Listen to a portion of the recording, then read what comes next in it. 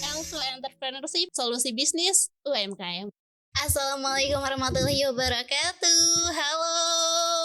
Halo Sobat UMKM. Halo. Oke, selamat datang kembali di podcast Elko Entrepreneurship, solusi bisnis UMKM. Dan pastinya masih bersama saya Lisna Gustiani, juga ditemenin sama Mimin kecil. Micil, Mimin kecil. Iya, betul. Iya, hari ini ya seperti biasa kita mau ngebahas tentang yang berhubungan dengan bisnis UMKM pastinya. Betul, itu dia. Dan untuk hari ini nih Micil, kita ke pembahasannya masih berhubungan dengan episode sebelumnya. Karena kan belum beres ya kita. Belum beres. Kan segala betul. sesuatu itu harus dituntaskan ya, dikupas tuntas gitu. Kalau ngaji mah harus ada kolhul adil. Betul sekali. Nah gitu kan, kalau nggak dikupas tuntas tuh kayak kalau di tengah-tengah tuh nantinya tuh jadi gimana ya, jadi Betul. mandek gitu ya. Betul, asal nanggung gitu. Betul. Kayak di Iya. sebelumnya kan kita tuh udah, kalau tidak salah nih ya, kalau tidak salah ini juga kita tuh udah ngebahas tentang revenue stream sama Bapak. Betul, Ya. Betul ya, ingatan Betul, saya. revenue stream. Oke. Nah, sekarang kira-kira nih kita bakal ngebahas apa lagi ya? Sebetulnya Bapak tuh waktu itu udah pernah ngasih juga, kita bakal ngebahas ini. Tapi kan saya kan pelupa nih ya. Jadi Gimana? langsung aja lah kita tanyain lagi sama Bapak, dan Bapak mah Betul. enggak pelit ilmu. Itu dia. Oke, langsung aja lah kita sapa ya. Boleh silakan. Oke, ini dia narasumber kita, siapa lagi jika bukan Bapak Dr. Haji Yusuf Tajiri. Bapak, assalamualaikum. Waalaikumsalam warahmatullahi wabarakatuh. Oke. Dan saya juga sekaligus akan menjawab pertanyaan dari Siti Sajaa. Oke. Beliau mempertanyakan, pertama, Bapak gimana kabarnya? Alhamdulillah baik. Dan kita juga kru Elko Entrepreneur, mudah-mudahan Siti juga baik, sehat dan tetap semangat ya. Terima kasih. Oke. Saya kenal tuh orang itu. Kenal ya. Oh, itu seangkatan kalau nggak salah. Kenapa nih gak nanyain Micil juga? Padahal di sini ada Micil loh, Teteh. Iya dong. Aku juga harusnya ditanyain. Oke, Bapak, kita mau ngebahas lagi yang sebelumnya. Kan terakhir tuh kita tuh ngobrol tentang revenue stream nih, Pak. Iya. Tapi BTW Bapak hari ini gagah banget bajunya. Aduh. Iya, tuh. Jaketnya dari mana itu ya?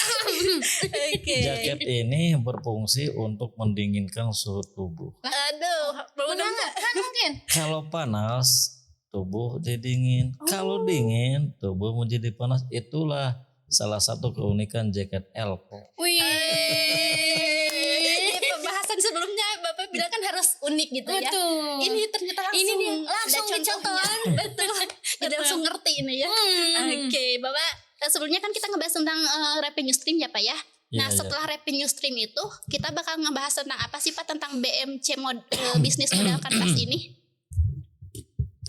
Sesudah membahas revenue stream, Mm-mm. yang keenam itu kita akan membahas tentang key resources. Oke, key Sumber resources. daya, Mm-mm. atau dengan bahasa yang lebih kita banyak dengarkan itu modal. Oh. Jadi Oke. key resources itu merupakan modal perusahaan atau sumber-sumber daya yang dimiliki oleh perusahaan. Oke. Modal apa saja? Dulu kita pernah membahas tentang ini panjang lebar. Ada modal yang bersifat fisik Fisik. seperti uang, Mm. material, mesin-mesin lain. Ada juga modal yang bersifat non fisik. Contoh, ada yang namanya modal intelektual. Oh, itu dia skill. Oh, oke. Kemudian ada yang namanya modal sosial dan moral. Oke. Yes. Ada yang namanya modal mental Mental. selain modal fisik. Ya. Jadi modal-modal itu harus dimiliki oleh sebuah perusahaan untuk apa? Mempersiapkan nilai-nilai yang akan kita berikan kepada konsumen. Oke. Jadi modal itu bukan hanya sekedar fisik, tapi ada modal yang nilainya itu lebih tinggi daripada modal fisik. Oke. Contoh misalnya modal intelektual. Kan orang-orang yang kita libatkan itu harus memiliki kompetensi, punya pengetahuan, punya keterampilan, dan yang paling urgent itu tentu karyawan kita itu punya akhlak, punya etika. Oke. Iya. Yang kedua ada juga yang namanya modal relasional. Jadi dari modal intelektual itu selain manusia kita memang andalkan, kemudian juga struktur organisasi yang kita susun kita andalkan, kemudian ada modal relasional. Itu bagian dari modal intelektual. Belum lagi modal sosial. Nama baik kita itu menjadi pertaruhan untuk berkembangnya usaha kita ke depan. Kalau nama baik perusahaan kita itu kurang bagus, siapa misalnya konsumen yang akan datang kepada kita? Tentu belum juga apa-apa sudah menjauh. Karena kepercayaan mungkin ya. Dan yang juga kita butuhkan, kita berserta karyawan kita itu punya mental baja. Apapun yang kita hadapi tetap selalu kita pecahkan dengan sangat baik. Nah, itu modal-modal yang harus dipersiapkan oleh perusahaan. Jadi sekali lagi modal itu bukan hanya sekedar fisik, tetapi ada juga modal yang non fisik yang harus kita persiapkan. Kemudian dari modal itu, apakah misalnya modal-modal yang kita siapkan itu memiliki kompetensi inti? Artinya lebih unggul daripada modal-modal yang dimiliki pesaing. Kenapa? Sekali lagi kita itu akan mengkrit nilai dan kemudian menyampaikan kepada konsumen. Jadi nilainya harus unggul. Begitu. Gitu ya. Jadi sobat UMKM karena nih Micil, kalau orang-orang itu kan biasanya tuh yang paling taunya itu atau udah tegaduh modal itu uang. Nah itu Ya, dia terlalu terpakutin karena uang. Padahal mah sebetulnya modalnya banyak. Iya, tadi kan ya kata Bapak. Ibu bisa bukan cuman- naon? Nah, Bisa eta. dilakukan Bisa jadi modal eta teh. Pak nggak tadi bisa kata teh Bapak. modal. Pak nggak bisa teh skill kata Bapak teh tadi itu, teh ya. betul. Oke. Tapi Pak nih Pak kalau berdasarkan tadi yang Bapak bilang nih emang ya semuanya juga berkaitan nih. Betul, Gil. berkaitan. Tapi yang paling penting nih Pak kalau disuruh milih satu yang harus ada pas awal itu modal apa tuh? Ya pertama kan modal intelektual dulu. Oke. Misalnya kita pernah membahas tentang kompetensi. Oke. Kan yang paling harus kita perhatikan pengetahuan Pengetahuan, oke. atau ilmu. Mau bisnis tetapi tidak punya ilmu. Bisnis berjalan tetapi bisnis kurang berkembang.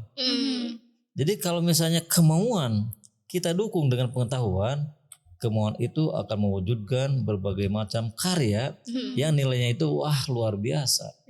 Jadi ilmu dulu. Setelah ilmu baru praktekkan. Kalau kegiatan usaha kita awali dengan ilmu, kemudian ilmu juga kita perkuat dengan pengalaman karena kita sering berlatih, tentu hasilnya akan sangat luar biasa. Jadi kata orang tua dulu, kalau merasa tidak punya bisa apa-apa, belajar dulu, sekolah dulu. Itu yang paling utama ya, karena sekolah itu kan salah satunya pengembangan skill. Iya betul. Itu berarti ya Pak. Oke.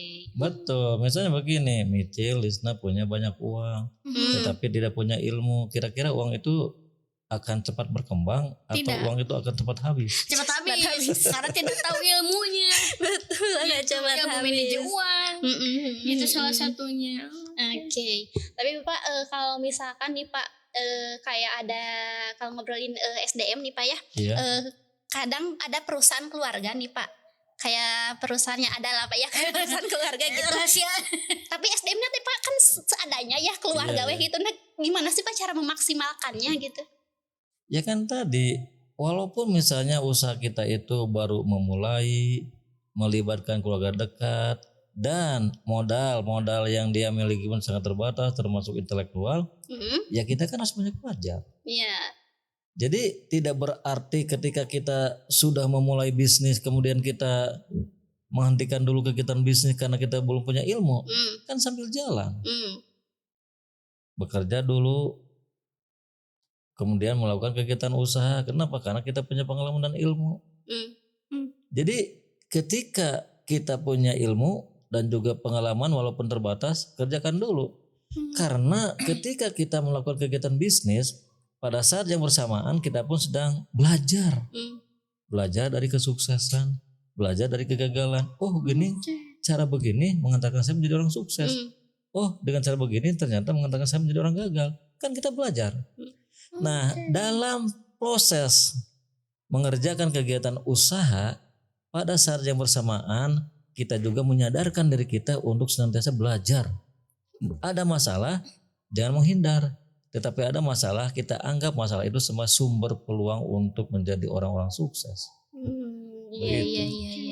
Oke. Sebetulnya kalau gini berhubung Bapak sudah berpengalaman lebih dari 20 tahun dalam berkecimpung dengan usaha, sebetulnya kesalahan yang paling utama dalam UMKM apa sih selain ini? Ya rata-rata kan karena UMKM kurang pengetahuan, UMKM mengandalkan kebiasaan yang biasa dia lakukan, UMKM mengerjakan informasi secara turun-temurun, itu kan tidak teruji. Tetapi kalau UMKM pertama punya pengalaman dari kebiasaan, punya pengalaman dari kebiasaan yang orang tua kita turunkan, kemudian kita perkuat dengan ilmu, pasti berkembang. Pasti berkembang. Sesimpel gimana caranya pengen kita berkembang, hasil dagang warung aja gak dicatat gitu. Iya. Gimana coba? Betul. Uang pribadi dan uang semuanya tuh nggak hiji ya. Betul, yang Michelle temui sekarang tuh lihat di UMKM, hasil uang masuk teh langsung masuk ke dalam laci, gak dihitung dulu, gak dikalkulasi dulu. Jadi kita tuh gak bisa menggambarkan apakah perusahaan kita tuh dalam waktu sebulan sampai 3 bulan ke depan apakah profit atau rugi. Dia kan nggak tahu. Gimana pengen maju tapi dia berkuar-kuar, saya pengen maju support UMKM. Nah dia aja nggak ngelakuin hal yang sederhana itu. Itu mungkin kesalahan UMKM sekarang tuh yang paling utama tuh. Oke.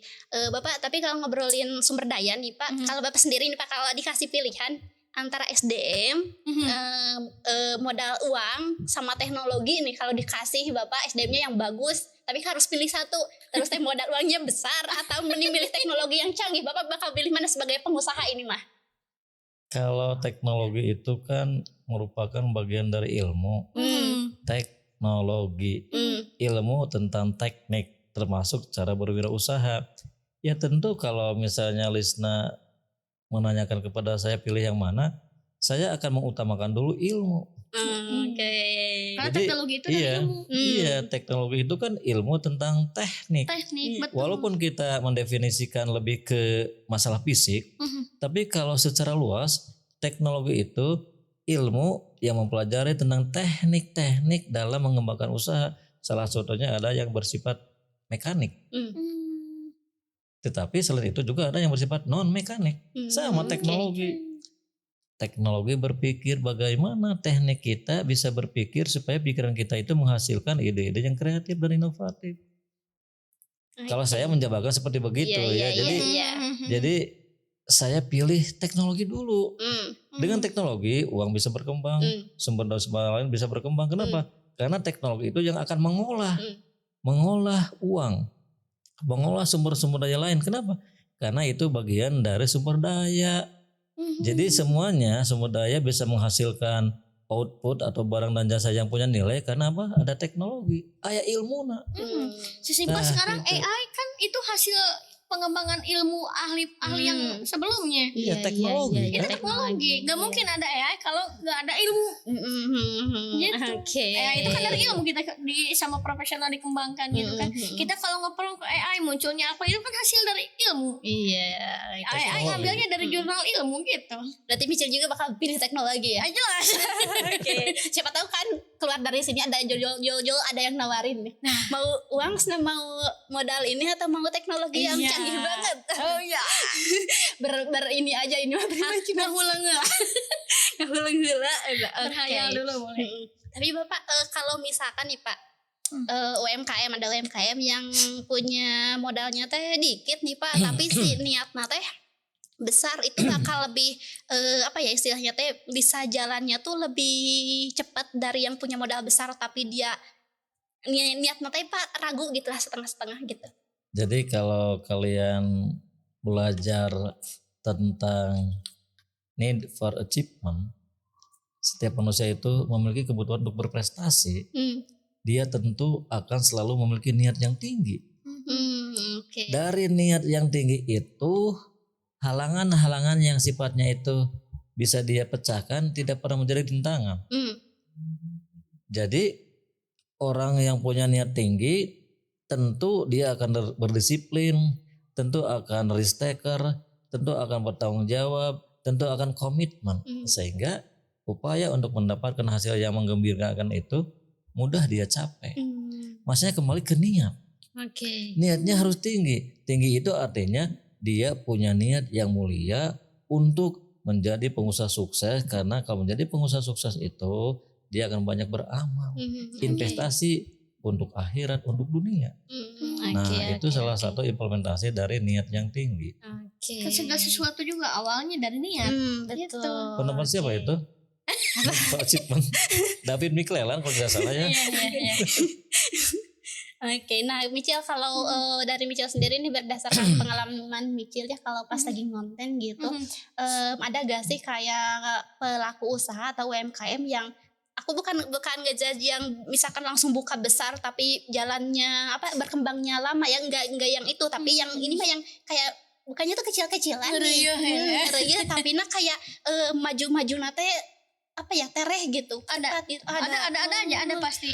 Salah satu yang sekarang yang Michelle highlight di beberapa konten yang melakukan hal yang seperti itu kedai makanan mencek sudah nanti sapira bakso aci, tapi dia dari segi teknologi dia maju, dia mau belajar sama Michelle gimana Michelle caranya pengen anu gitu. Dia kan dia udah punya niat, ilmunya saya transfer ke dia.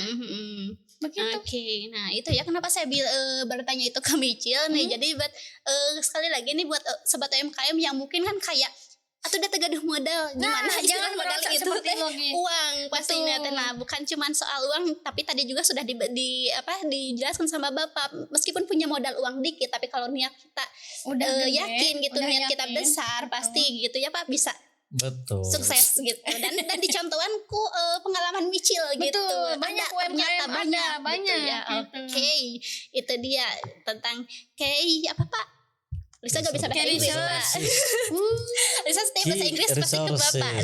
Jadi kunci yang bersumber dari sumber daya. Gitu sumbernya banyak gitu kan. Tadi kan kita ada modal, itu sumber daya, fisik non fisik. Tadi kan udah kita dijelasin sama Bapak ya banyak banget gitu. Tapi Bapak takutnya ada yang kelewat gitu Pak, yang paling penting di key resources ini apa sih Pak? Kan begini, sumber daya yang kita miliki itu harus memiliki kompetensi inti. Jadi mana yang paling menonjol, dan itulah yang akan membedakan pada akhirnya produk atau jasa yang kita tawarkan kepada konsumen. Diferensiasi mungkin. Apakah yang menonjol itu bersifat fisik, artinya kita punya teknologi yang luar biasa yang membuat produk atau jasa itu benar-benar di luar ekspektasi konsumen. Atau misalnya pelayanan yang kita berikan yang bersumber dari modal intelektual, modal sosial dan moral, modal mental yang menjadi ciri khas dan kemudian konsumen merasa nyaman dan tenang. Nah, tinggal kita utak-atik mana yang harus kita naikin. Apakah modal yang non fisik atau yang fisik? Atau misalnya dua-duanya lebih bagus. Tapi kalau misalnya kita belum bisa mencapai dua-duanya, paling tidak pelayanan kepada konsumen itu benar-benar tepat waktu sesuai dengan yang dia minta, sehingga dia merasa nyaman. Kan gini, prinsip kita itu setiap produk atau jasa yang kita berikan kepada konsumen itu harus menjadi solusi, bukan menjadi masalah. Begitu. Biar konsumen puas ya Pak ya. Begitu. Itu yang utama, betul. Iya, berarti pelayanan berpengaruh terhadap kepuasan konsumen ya Pak. Iya. Siapa yang jawabannya benar nih di komen ini ya sebelumnya. Kan episode kemarin kan sudah di-spill. Iya. Jadi mungkin sudah terjawab sekarang gitu.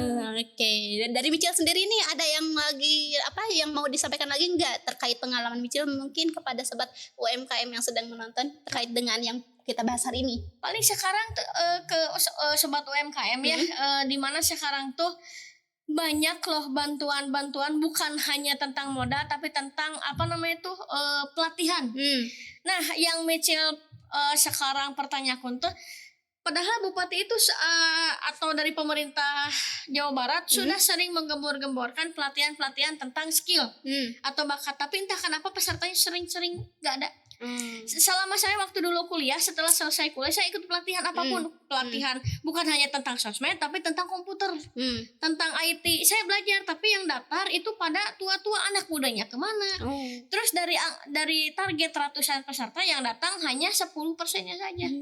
Kadang itu tuh padahal gratis loh dari pemerintah. Jadi mulai dari sekarang sobat UMKM, kalau ada pelatihan-pelatihan tolonglah ikuti. Garut tuh pengen potensi wisata kuliner dan wisata alamnya tuh, serta wisata potensi yang ke dunia kreatif seperti kulit bisa maju gitu lah. Teknologi kreatif gitu. Oke, itu dia ya. Mungkin untuk pembahasan hari ini Pak, gimana tuh? Kita sampai di sini atau ada lagi yang mau disampaikan? Ya, mungkin ini sekedar mengingatkan kembali. Jadi teman-teman UMKM, bagi kita sebagai pengusaha, selain modal uang, ada juga modal-modal yang tidak boleh kita lupakan. Modal intelektual, modal sosial dan moral, modal mental.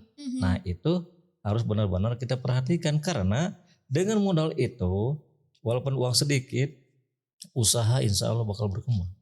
Yakin. Mental harus kuat kalau mau usahanya.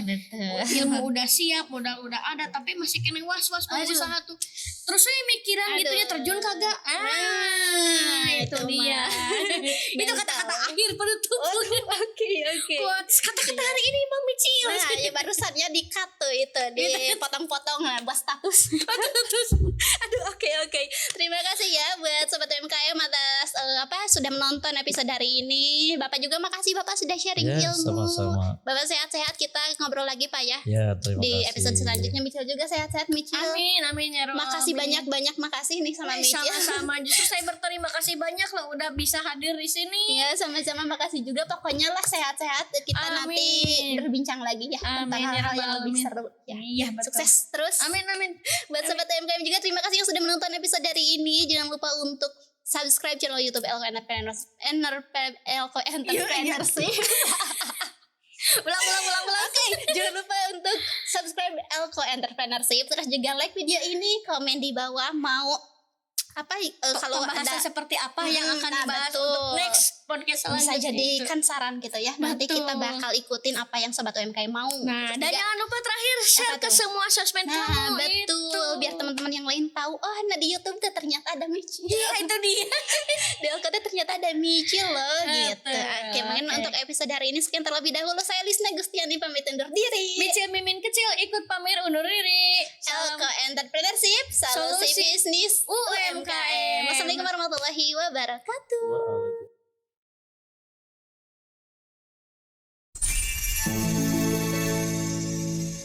Elko Entrepreneurship, solusi bisnis UMKM.